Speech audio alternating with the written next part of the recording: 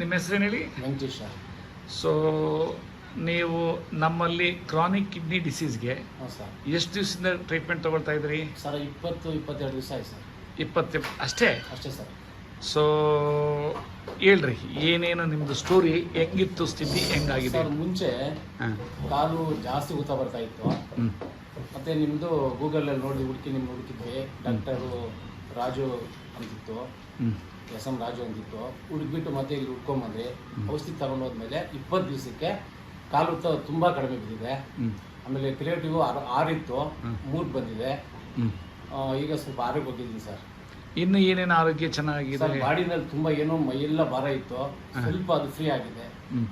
ಈಗ ಆರಾಮಾಗಿದ್ದೀನಿ ಸರ್. ಆಮೇಲೆ ಏನೇನು ಚೇಂಜಸ್ ಆಯಿತು?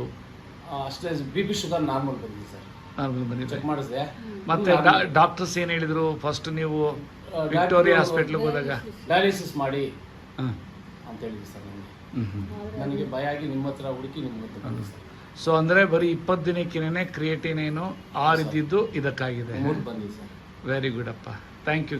ನಿಮ್ದು ಯಾವ ನಿಮ್ಮದು? ಸರ್ ನಮ್ಮದು ಹೊಸಕೋಟೆ ತಾಲೂಕು, ನಂದಿಗುಡಿ ಪಕ್ಕದಲ್ಲಿ ಒಡ್ಡಳ್ಳಿ ಸರ್. Very good. ಏನು ಕೆಲಸ ಮಾಡ್ತಾ ಇದ್ರಿ? ಸರ್ ವ್ಯವಸಾಯ ಸರ್.